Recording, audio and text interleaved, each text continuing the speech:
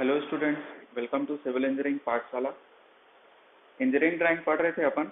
Lecture ये second है, तो चलिए आगे बढ़ते हैं। कल हम लोग क्या पढ़ रहे थे? Building rules and bylaws पढ़ रहे थे ना।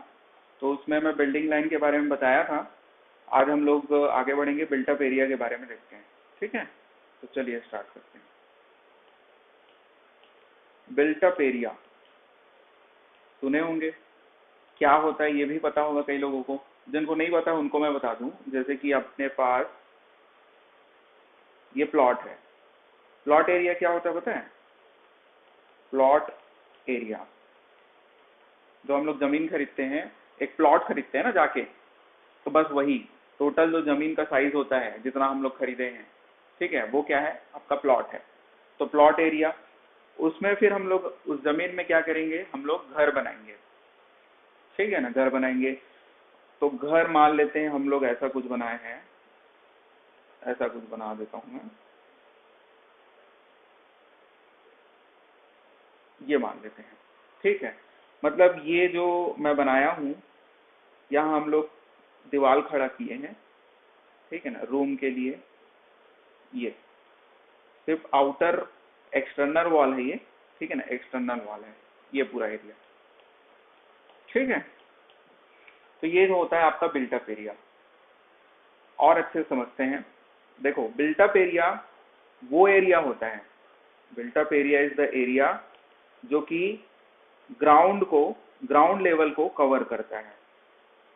ग्राउंड लेवल में जितना भी एरिया को कवर करता है, ये अपने पास टोटल एरिया था, मान लेते हैं इसको हम लोग 40 बाई 60 का मान लेते हैं। ठीक है ना, 40 फीट फ्रंट है और इसका जो आपका चौड़ाई है वो 60 फीट का है। ठीक है, तो इतने पूरे एरिया में, ठीक है, ये एरिया कितना हो जाएगा? 2400 स्क्वायर फीट। 2400 स्क्वायर फीट में ये टोटल ग्राउंड एरिया है अपने पास, प्लॉट एरिया बोल लो।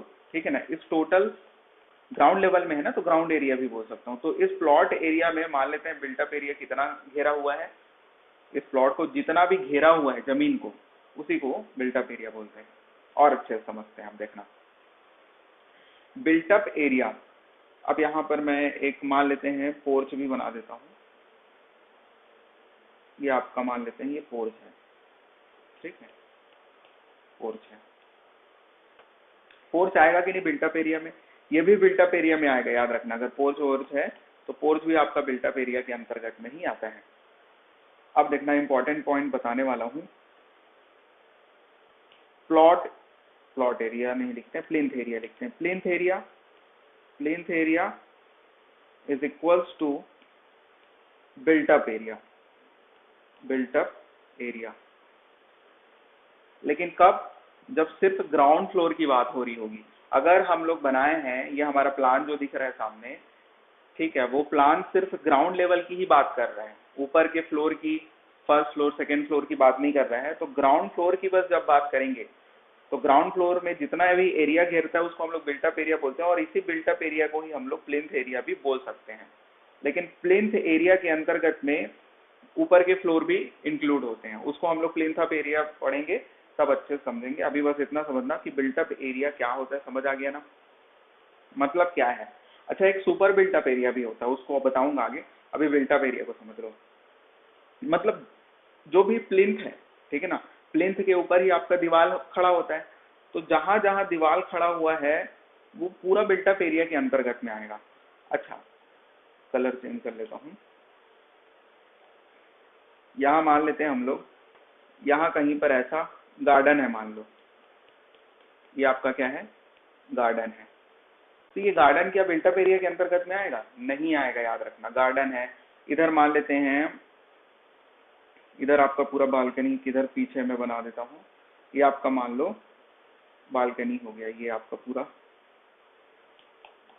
ये बैक पीछे का बालकनी है मान लो, है ना। ओके, और बस, तो अब मेरे को ये बताओ, ये जो बालकनी है क्या ये आएगा बिल्टअप एरिया के अंतर्गत में? ये भी नहीं आएगा, याद रखना, ये भी नहीं आएगा। अब समझना आगे। तो बिल्टअप एरिया में आपका पोर्च है तो पोर्च आ रहा है। अगर मान लेते हैं यहाँ पर टावर है अंदर में, टावर मतलब समझ रहे हो, जहाँ सीढ़ी रहता है ना, सीढ़ी। देखो दो प्रकार से सीढ़ी हम लोग प्रोवाइड कर सकते हैं, या तो अंदर में प्रोवाइड कर सकते हैं, ठीक है, अंदर में जनरली हम लोग प्रोवाइड करते हैं तो उसमें टावर भी प्रोवाइड करते हैं। लेकिन जब सीढ़ी कहीं बाहर बाहर में प्रोवाइड करते हैं तो वहां पर हम लोग टावर नहीं प्रोवाइड करते। ओपन में जब हम लोग सीढ़ी प्रोवाइड करते हैं घर में तो वो टावर नहीं प्रोवाइड करते। ओके, तो बिल्टअप एरिया समझ में आ गया ना। बिल्टअप एरिया के अंतर्गत में क्या चीज इंक्लूड होता है। अच्छा, मान लेते हैं ये थोड़ा सा छोटा प्लॉट है लेकिन फिर भी समझने की कोशिश करना कि यहाँ पर मान लो स्विमिंग पूल है, ठीक है ना। यहाँ पर आप लोग क्या प्रोवाइड कर दिए हैं, स्विमिंग पूल है, ठीक है। तो ये भी आपका किसके अंतर्गत में नहीं आएगा, बिल्टअप एरिया के अंतर्गत में नहीं आएगा। स्विमिंग पूल हो गया, गार्डन हो गया। अगर आपका, अच्छा बाउंड्री वॉल भी नहीं आएगा, ये बाउंड्री वॉल है मान लो, ठीक है ना, ये चारों तरफ क्या रहेगा आपका, बाउंड्री वॉल रहेगा, तो ये बाउंड्री वॉल भी नहीं आएगा। समझ में आते जा रहा है कि नहीं, थोड़ा स्लो हो रहा है क्या, फास्ट बताऊं। ये सब तो आपको पता होगा तो थोड़ा फास्ट बताता हूँ, आप समझना ना। बिल्टअप एरिया समझ में आ गया। आप सुपर बिल्टअप एरिया इसी डायग्राम में समझते हैं, सुपर बिल्टअप एरिया को समझते हैं। देखो ऐसा एरिया, जैसे कि ये आपका तो बिल्टअप एरिया है। सुपर बिल्टअप एरिया में मैं क्या बताने वाला हूं अभी, super built up area. Super built up area क्या होता है, बिल्टअप एरिया तो इंक्लूड रहेगा ही, बिल्टअप एरिया तो इंक्लूड रहेगा ही सुपर बिल्टअप एरिया में। बिल्टअप एरिया के साथ साथ, बिल्टअप एरिया के साथ साथ ऐसी एरिया जहां पर हम लोग टाइल्स वगैरह प्रोवाइड कर दिए हैं, ठीक है, या फिर आपका बाहर में जो स्विमिंग पूल है वो भी सुपर बिल्टअप एरिया के अंतर्गत में आ जाता है। अगर मान लो कहीं पर लिफ्ट प्रोवाइड किए हो बाहर तरफ में, यहाँ पर कहीं पर लिफ्ट है, तो ये भी किसके अंतर्गत में आता है, सुपर बिल्टअप एरिया में इंक्लूड हो जाता है, याद रखना, ठीक है। गार्डन इंक्लूड नहीं होता है। मान लेते हैं ये आपका पैसेज है, ये जो ग्रीन कलर में लिख रहा हूँ ना, देखना उसको ध्यान से, पैसेज या फिर कॉरिडोर हो गया, ठीक है, या ये सब क्या हो गया, मान लो पैसेज हो गया, कॉरिडोर हो गया। इधर भी आपका मान लेते हैं पैसेज है आपका, ठीक है, पीछे में आपका बालकनी है, ठीक है, पीछे में आपका बालकनी है, ये भी आपका मान लो बालकनी है। तो ये सब एरिया सुपर बिल्टअप एरिया में इंक्लूड हो जाता है। इसी को कॉमन एरिया भी बोलते हैं, ठीक है ना। जो लिफ्ट है, जो स्विमिंग पूल है, जहां आपका पैसेज कॉरिडोर है, ये सब कॉमन एरिया कहलाता है। तो बिल्टअप एरिया प्लस मैं क्या बोल सकता हूँ, कॉमन एरिया बोल सकता हूँ क्या, built up area plus common area कर दूंगा अगर, तो वो क्या बन जाएगा, सुपर बिल्टअप एरिया बन जाएगा।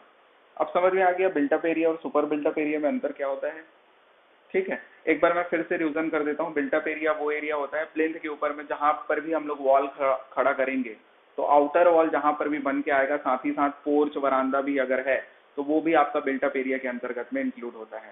सीढ़ी भी इंक्लूड होता है, लेकिन सीढ़ी तब इंक्लूड होगा जब अंदर में है, यानी कि टावर जब प्रोवाइड किए हैं सीढ़ी में तो वो बिल्टअप एरिया के अंतर्गत में ही आता है। लेकिन सीढ़ी अगर बाहर में है, हाँ एक चीज और कि ये लिफ्ट है, मान लेते हैं यहाँ कहीं पर आपका सीढ़ी है, ऐसा कुछ लेडर या फिर क्या लिखो, staircase, staircase, staircase अगर बाहर में है तो वो किसके अंतर्गत में आएगा, वो कॉमन एरिया के अंतर्गत में आएगा, मतलब सुपर बिल्टअप एरिया के अंतर्गत में आएगा, ठीक है ना। सुपर बिल्टअप एरिया के अंतर्गत में स्टेयर केस को इंक्लूड करोगे जब आप बाहर में प्रोवाइड करोगे, और जब अंदर में प्रोवाइड करोगे तो वो बिल्टअप एरिया के अंतर्गत में आएगा। मेरे ख्याल से समझ में आ गया होगा। आगे बढ़ते हैं, ठीक है। अब याद रखना, चेंज कर लेते हैं। देखो मैं एक तरफ एरिया लिखता हूँ, एरिया लिखता हूँ, और बिल्टअप एरिया का लिमिटेशन लिखता हूँ, बिल्टअप एरिया लिमिटेशन, छोटा सा टेबल है, इसको बना लेते हैं। देखो less than 200 square metre, less than 200 square metre, या फिर इसको स्क्वायर फीट में लिखना चाहो तो लगभग कितना हो जाएगा, 2100। चलो मैं नहीं बताता, स्क्वायर फीट में आप लोग चेंज करना ना, स्क्वायर फीट में आप लोग चेंज करना, आप लोगों का होमवर्क रहेगा, कुछ तो अपने से करना। 200 200 से लेके मैं बोल सकता हूँ 500 स्क्वायर मीटर। ठीक है, 500 स्क्वायर मीटर। चेंज तो कर ही लोगे, स्क्वायर मीटर को स्क्वायर फीट में चेंज करना कौन सी बड़ी बात है। फिर उसके बाद फिर 500 से लेके 1000 स्क्वायर मीटर ऐसा लिख देता हूँ। और फिर मोर देन कितना हो जाएगा, मोर देन 1000 मीटर स्क्वायर। ठीक है, स्क्वायर मीटर।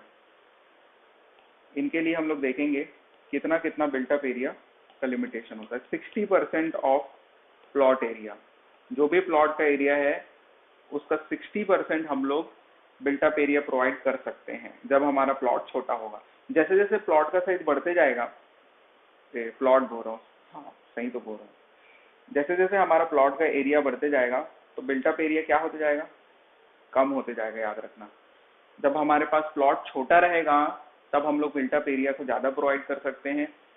ठीक, 50% ऑफ प्लॉट एरिया किस केस में होगा, 200 से लेके 500 स्क्वायर मीटर के केस में। 500 से 1000 स्क्वायर मीटर के केस में 40% ऑफ प्लॉट एरिया।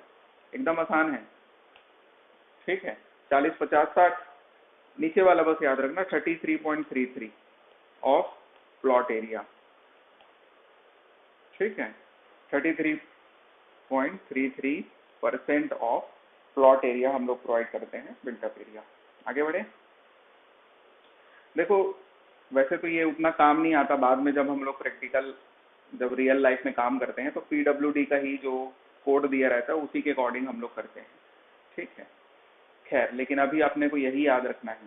आगे देखते हैं, ओपन स्पेस अराउंड बिल्डिंग। एक छोटा सा हेडिंग डालना, ओपन स्पेसेस अराउंड बिल्डिंग। मतलब हम लोग बिल्डिंग मतलब अभी रेसिडेंशियल बिल्डिंग की ही बात चल रही है ना। जब हम लोग अपना घर बनाते हैं तो कितना फ्रंट में छोड़ते हैं, कितना साइड में छोड़ते हैं, कितना बैक में छोड़ते हैं ना, उसी चीज को हम लोग अभी पढ़ेंगे। जब हम लोग लिखना पहला कंडीशन, जब बिल्डिंग हाइट ऐसा लिख रहा हूँ ना, HT, हाइट नॉट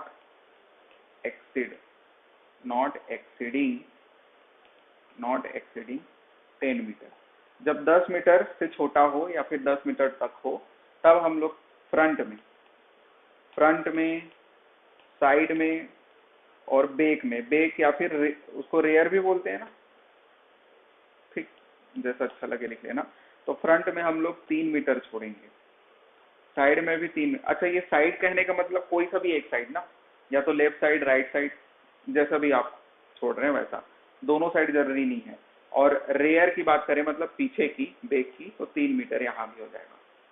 ठीक है, 3 मीटर पीछे भी आप लोग छोड़ेंगे। किस केस में ये, जब आपका बिल्डिंग का हाइट या तो 10 मीटर हो या फिर उससे कम हो। लेकिन जब बिल्डिंग हाइट कितना हो, 10 मीटर से लेके 25 मीटर के बीच में, 10 मीटर से 25 मीटर के बीच में हो, तो उस केस में हम लोग क्या करेंगे, जितना फ्रंट में, बैक में और साइड में हम लोग छोड़ते थे ना, ऊपर वाले केस में, फर्स्ट केस में जितना हम लोग छोड़ते थे, ध्यान देना, फर्स्ट केस में जितना हम लोग छोड़ रहे थे, मतलब जब 10 मीटर तक का हाइट था हमारे बिल्डिंग का, प्लस क्या कर देना, 1 मीटर कर देना, प्लस 1 मीटर फॉर एवरी, समझा रहा हूं अभी लिखना, फॉर एवरी एडिशनल 3 मीटर। ठीक है, कहने का मतलब ये है कि मान लो आपका बिल्डिंग का हाइट 13 मीटर है, 10 मीटर से ज्यादा है, 13 मीटर है, तो 10 मीटर तक के लिए हम लोग कितना प्रोवाइड करते थे, फ्रंट की बात कर लेते हैं। मान लो फ्रंट में हम लोग कितना छोड़ते थे, 10 मीटर तक का हाइट रहता था तो 3 मीटर छोड़ते थे, तो 3 मीटर प्लस 1 मीटर हो जाएगा, क्योंकि 3 मीटर कितना मीटर एक्सीड कर गया, 1 metre for the every additional 3 metre बोला है ना। हर 3 मीटर में 1-1 मीटर बढ़ाते जाओगे। अगर आपका बिल्डिंग का हाइट 13 मीटर ना होके कितना हो जाएगा, 16 मीटर हो जाएगा, तो उस केस में आप 1 + 1 2 मीटर बढ़ा दोगे। ठीक है ना, मतलब 1 + 1 बढ़ा दोगे। ठीक है, 1 + 1। अगर आपका वैसे ही 19 मीटर हो जाएगा तो समझ गए ना। और 3 मीटर के कारण क्या हो जाएगा, 1 मीटर और बढ़ जाएगा। तो ऐसा हम लोग बढ़ाते चले जाएंगे। आसान है। आगे बढ़े अब, चलो आगे बढ़ते हैं। ये क्या हो गया,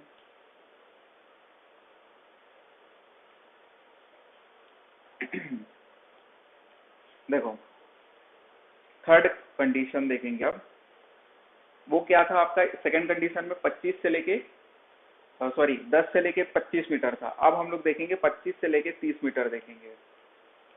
बिल्डिंग की हाइट जब अब 25 मीटर से भी ज्यादा है, मतलब 25 मीटर से लेके अगर आपका 30 मीटर तक का हाइट है आपके बिल्डिंग का, तो उस केस में हम लोग क्या कर देते हैं, फ्लैट वैल्यू लेते हैं, मतलब कि 10 मीटर ही छोड़ते हैं। ओपन स्पेस कितना प्रोवाइड करते हैं हम लोग, ओपन स्पेस 10 मीटर प्रोवाइड करते हैं, फ्रंट में, बैक में, साइड में, याद रखना 10 मीटर। ठीक है, 10 मीटर प्रोवाइड करते हैं। ओपन स्पेस कितना प्रोवाइड करते हैं, मिनिमम ओपन स्पेस फ्रंट में, बैक में, साइड में 10 मीटर। आगे देखते हैं बिल्डिंग का हाइट। बिल्डिंग का हाइट अब क्या हो गया, 30 मीटर से भी ज्यादा है, मोर देन 30 मीटर। ये उतना इम्पोर्टेंट नहीं है, ये सब अभी जो पढ़ रहे हैं, बिल्टअप एरिया आपको जानना था, ये अभी ओपन स्पेस पढ़ रहे हैं, उतना इम्पोर्टेंट नहीं है। 30 मीटर से अब ज्यादा हो गया तो 10 मीटर तो प्रोवाइड करोगे ही, ठीक है ना, क्योंकि 25 से 30 मीटर हाइट होता था तो 10 मीटर तो छोड़ते ही थे।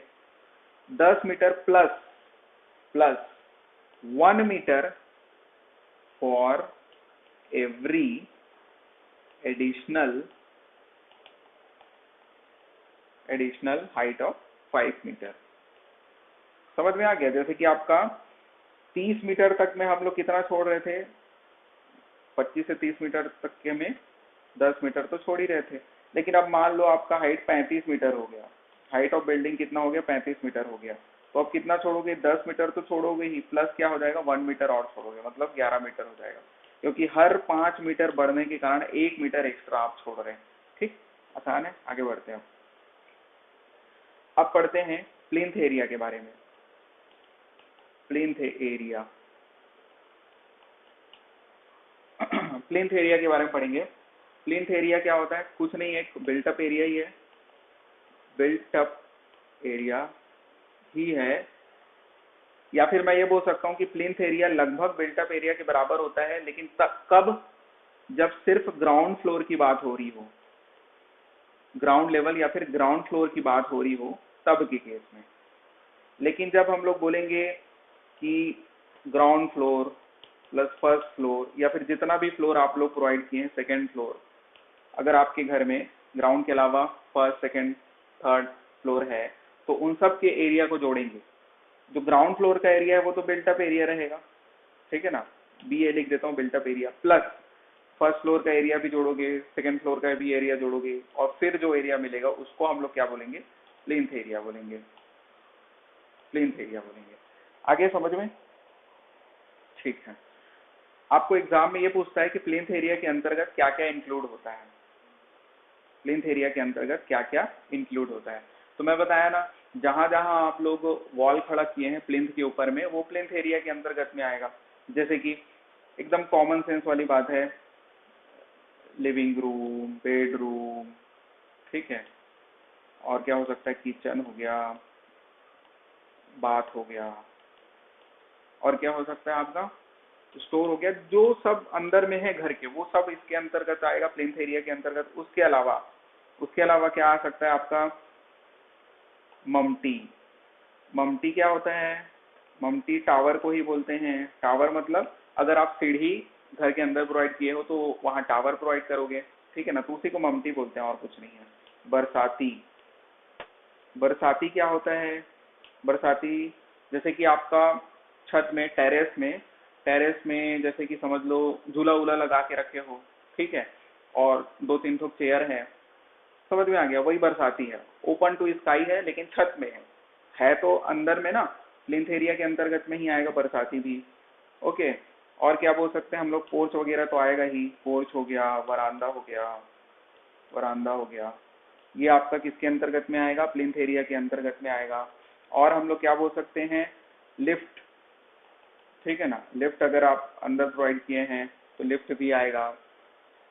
और क्या बोल सकता हूँ, सैनिटरी इंस्टॉलेशन को भी बोल सकते हैं हम लोग, sanitary installation, air conditioning, duct, ये सब भी इसके अंतर्गत में आ सकता है। ठीक है, क्या बोला मैं, एयर कंडीशनिंग, डक्ट और सैनिटरी इंस्टॉलेशन। आगे बढ़े अब।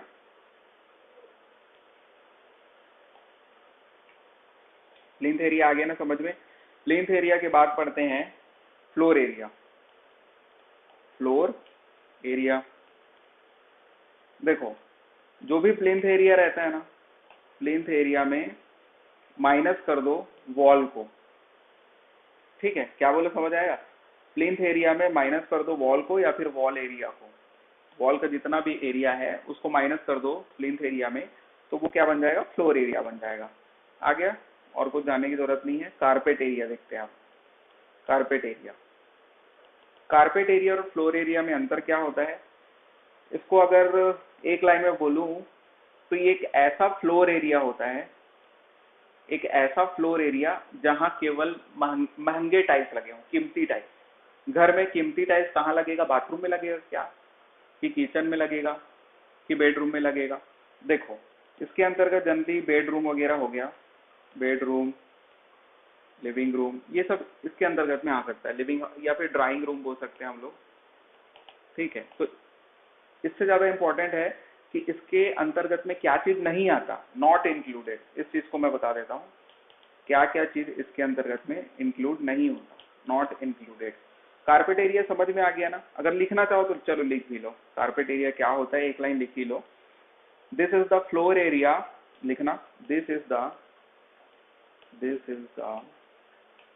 फ्लोर एरिया, दिख रहा है ना, this is the floor area of the unstable rooms at any floor, at any floor। ठीक,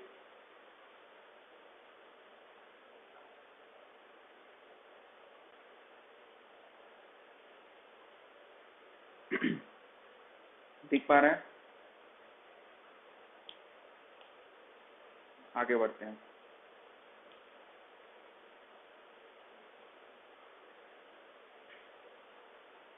this is the floor area of the unstable rooms at any floor.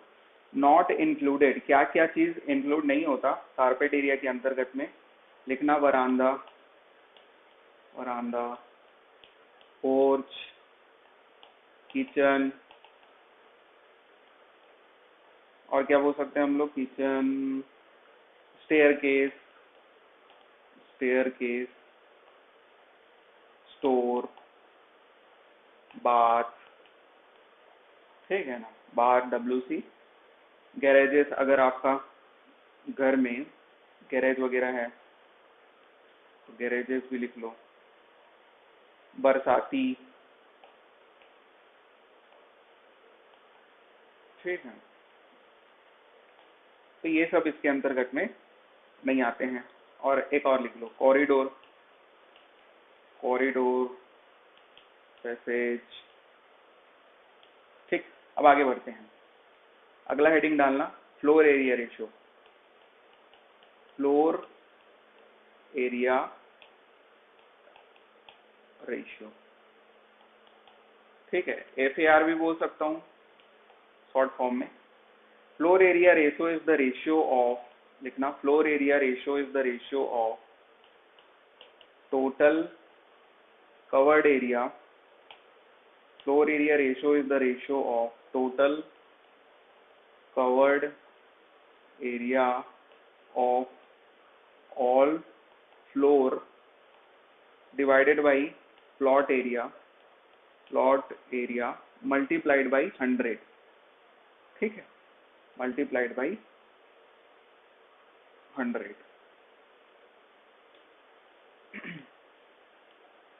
समझ आ गया। Total covered area of the all floor divided by plot area. Plot area तो आप जानते हैं, और total covered area of the all floor मतलब कि ground floor plus अगर आपके घर में फर्स्ट फ्लोर है, सेकंड फ्लोर है, तो वो सब का भी पूरा फ्लोर एरिया जोड़ोगे। फ्लोर एरिया तो पीछे पड़ चुके हैं ना, उसको जोड़ोगे। लेकिन एक चीज याद रखना कि इसके अंतर्गत में क्या चीज इंक्लूड नहीं होता, ठीक है ना। जो total covered area of the all floors लिखे हैं, तो उस फ्लोर एरिया के अंतर्गत में क्या चीज आप इंक्लूड नहीं करेंगे, क्या चीज आप इंक्लूड नहीं करेंगे, ये तो मैं बता चुका हूँ ना, चलो छोड़ो। फ्लोर एरिया में क्या क्या चीज इंक्लूड नहीं होता बताओ, मैं पूछ रहा हूँ। मान लो स्टेयर केस इंक्लूड होगा कि नहीं, तो दो चीज है, स्टेयर केस अगर अंदर में होगा तो इंक्लूड होगा, समझ गया ना, और बाहर में अगर प्रोवाइड किए हैं तो स्टेयर केस इंक्लूड नहीं होगा। वैसी बालकनी है, बालकनी इंक्लूड होगा कि नहीं फ्लोर एरिया में, बालकनी इंक्लूड नहीं होता है, ठीक है ना, बालकनी इंक्लूड नहीं होता है, तो ये सब मैं बता चुका हूँ। टेरेस इंक्लूड होगा कि नहीं फ्लोर एरिया में, टेरेस इंक्लूड नहीं होगा, है ना। चलो ठीक है, आगे बढ़ते हैं। फ्लोर एरिया रेशियो समझ में आ गया। अब एक पॉइंट और है, लेकिन वो इतना इम्पोर्टेंट नहीं है, लेकिन चलो लिखा ही देता हूँ उसको भी। अगले पेज में आते हैं।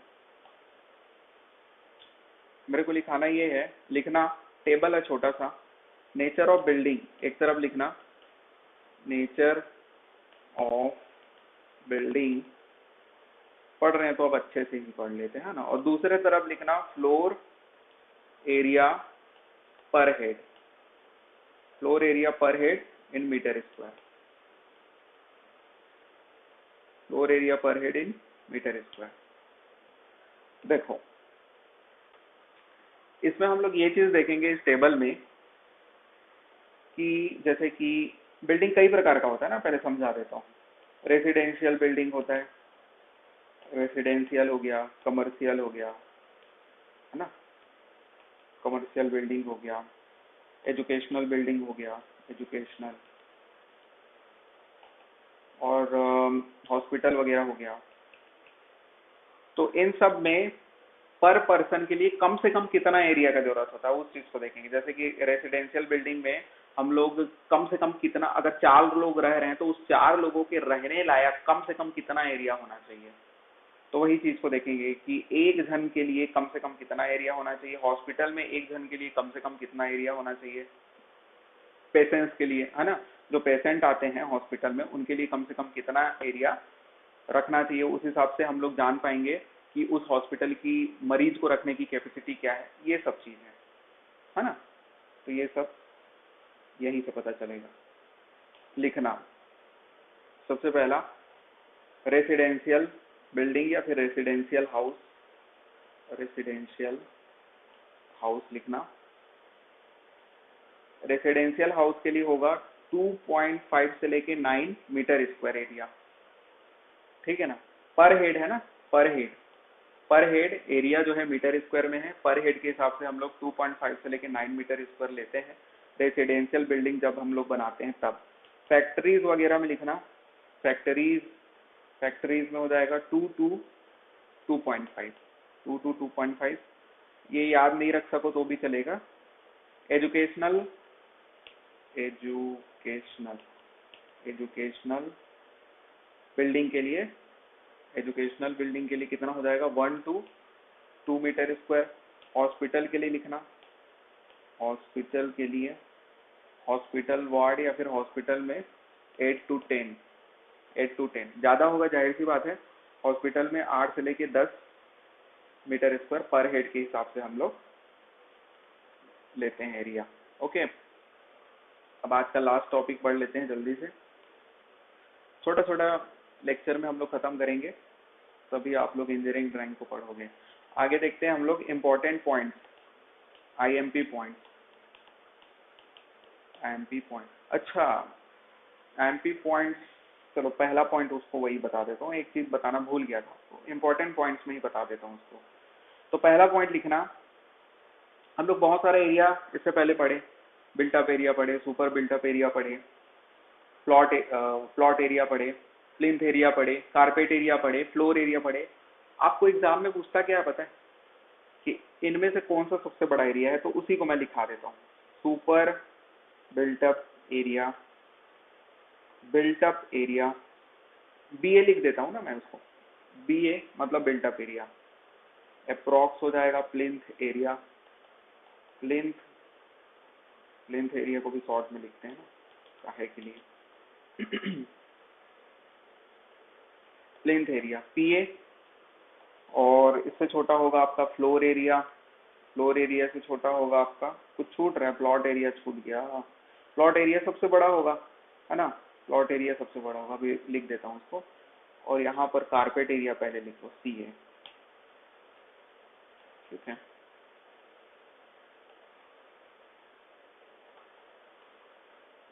यहाँ पर लिख देते हैं हम लोग प्लॉट एरिया। इसको भी पीए लिखोगा तो गलत हो जाएगा, इसको पूरा लिख देता हूँ प्लॉट एरिया। ओके, तो प्लॉट एरिया सबसे बड़ा होगा, फिर उसके बाद सुपर बिल्टअप एरिया होगा, बिल्टअप एरिया होगा। अच्छा, ये मैं बताया हूँ ना, दोनों बराबर किस केस में होंगे, ग्राउंड फ्लोर के केस में होंगे भाई। ठीक है, एग्जाम में अगर कुछ नहीं बोला है कि हमारा जो बिल्डिंग है सिर्फ ग्राउंड फ्लोर का है कि फर्स्ट फ्लोर का, सेकेंड, तो अपने को मान के चलना है कि हमारा जो बिल्डिंग है वो सिर्फ ग्राउंड फ्लोर की ही बात कर रहे हैं। ठीक, आगे देखते हैं। सेकेंड इंपॉर्टेंट पॉइंट लिखना, मैक्सिमम परमिसिबल बिल्टअप एरिया लिखना। Maximum permissible built up area, built up maximum permissible built up area कितना होता है, तो 2/3 से लेके 3/4 ऑफ प्लॉट एरिया होता है।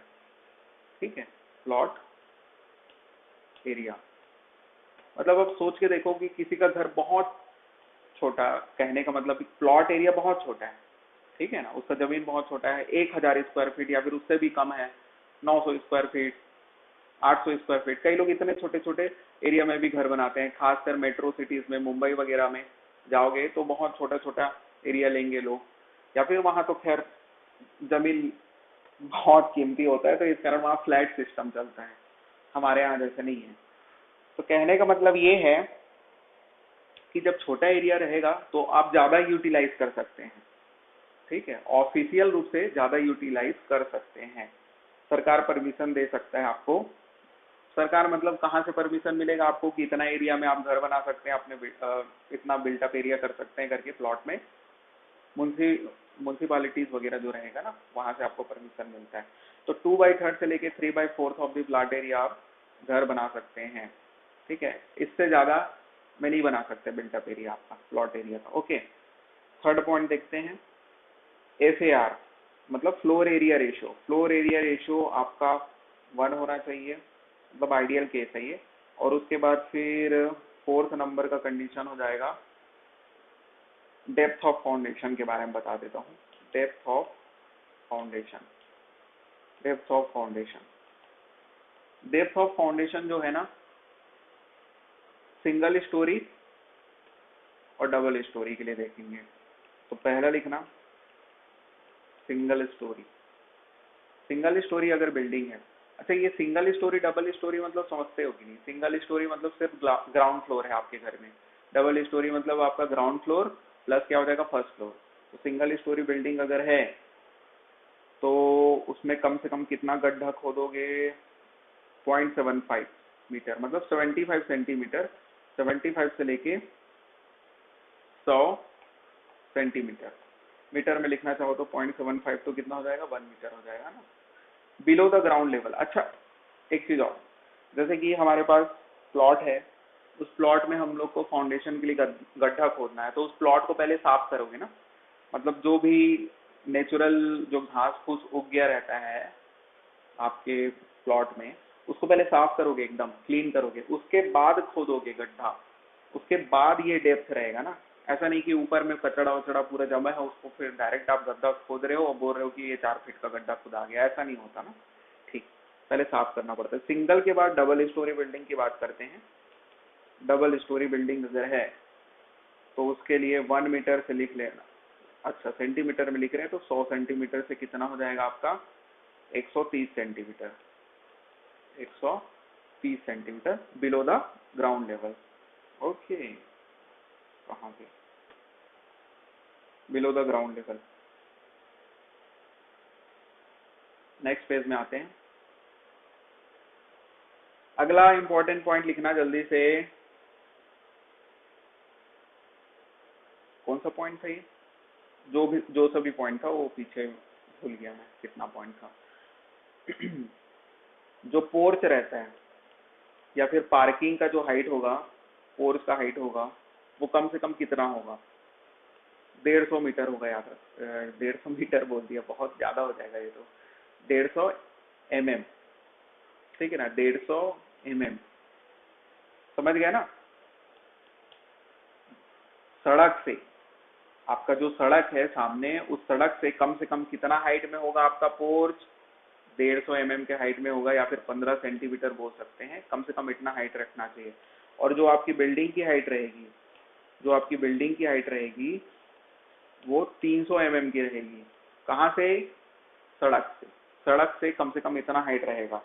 ओके, या फिर मैं ये बोल सकता हूँ पोर्च, पोर्च से जब आप अपने मेन गेट से बिल्डिंग में प्रवेश करोगे तो 150 mm ज्यादा होना चाहिए, कम से कम 150 mm मतलब कितना, 6 इंच होगा ना लगभग, ठीक है, इतना आप लोग ज्यादा रखेंगे। आगे देखते हैं, अगला इंपॉर्टेंट पॉइंट लिखना, जो आपका रूम है, मिनिमम साइज ऑफ रूम कम से कम कितना होना चाहिए, 9.5 मीटर स्क्वायर होना चाहिए। बेडरूम की बात कर रहे हैं, ठीक है। वैसे तो अपन इसको पढ़ चुके हैं ना, 10 से लेके कहाँ तक, 20 तक वेरी करता है, वही चीज है, इधर 9.5 लिखा है, तो इस पॉइंट को काट दो, छोड़ो।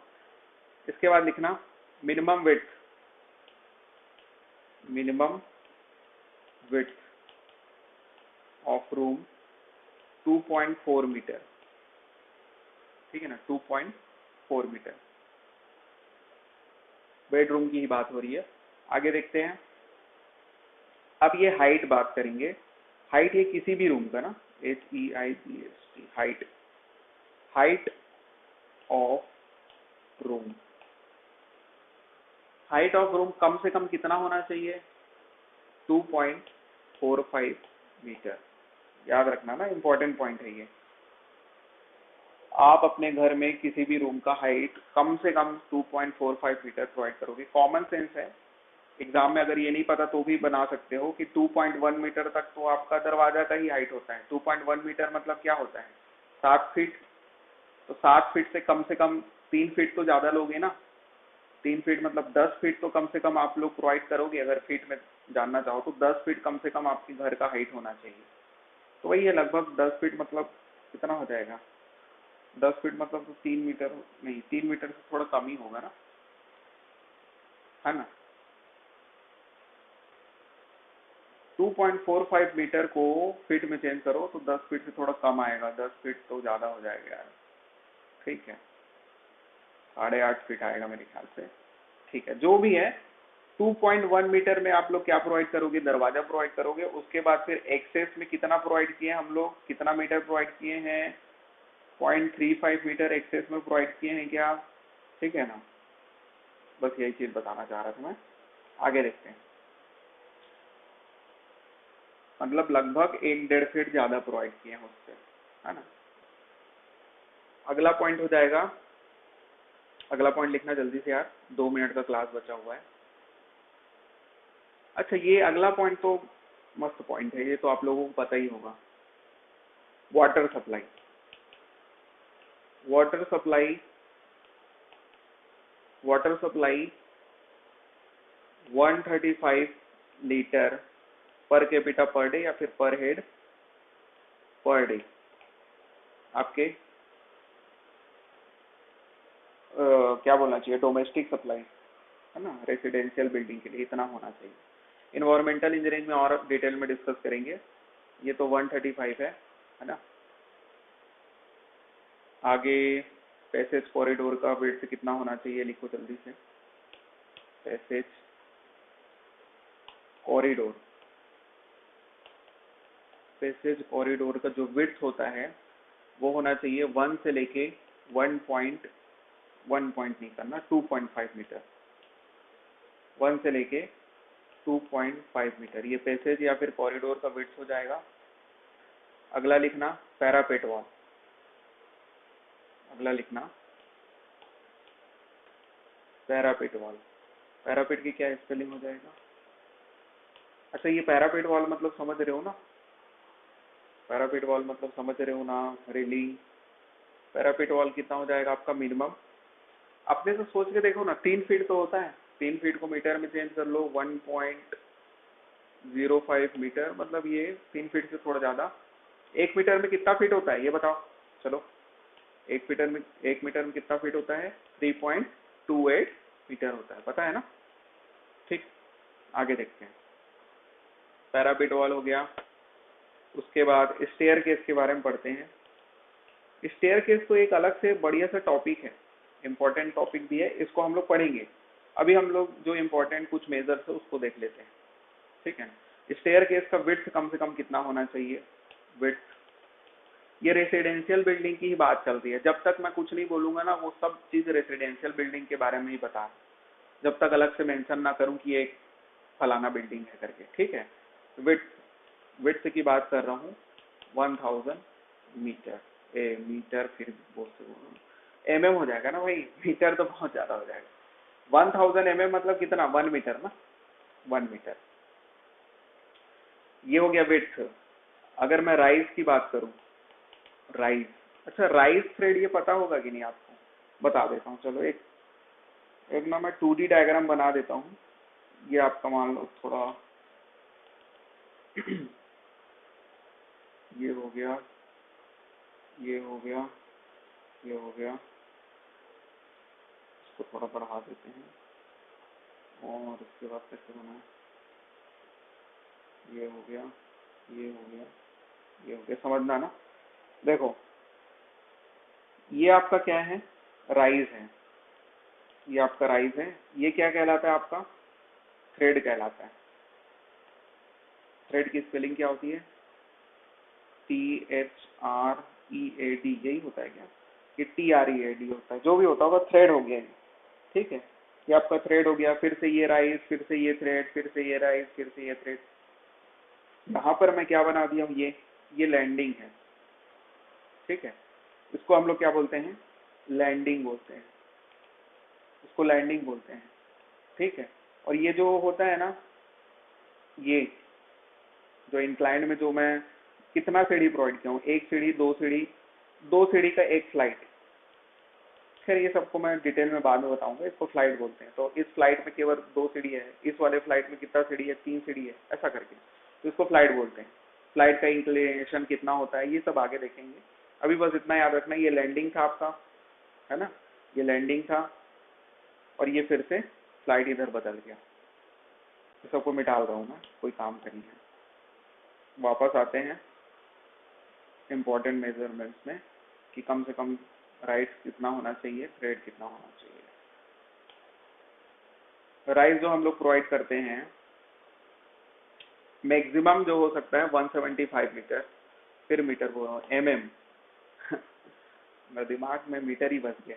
MM, 175 mm, ठीक है? ये मैक्सिमम है, और मिनिमम बोलोगे तो 150 mm बोल सकते हैं, ठीक है? राइज के बाद हम लोग देखते हैं थ्रेड के बारे में। इसको थ्रेड बोलते हैं, थ्रेड बोलते हैं, वो कंफर्म करके बताऊंगा, लेकिन क्या होता है समझ में आ गया ना आपको? ये कम से कम 250 होना चाहिए, 250 से लेके हम लोग बोल सकते हैं इसको 300 mm, ठीक है? अच्छा, रेलिंग भी प्रोवाइड करते हैं हम लोग ना, रेल सीढ़ी में, तो ये जो इसको हैंड रेल बोल सकते हैं, हैंड रेल।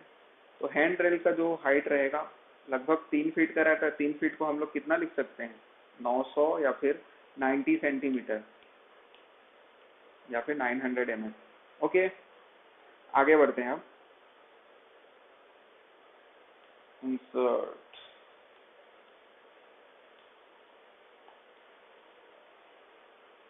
ये क्या हो गया?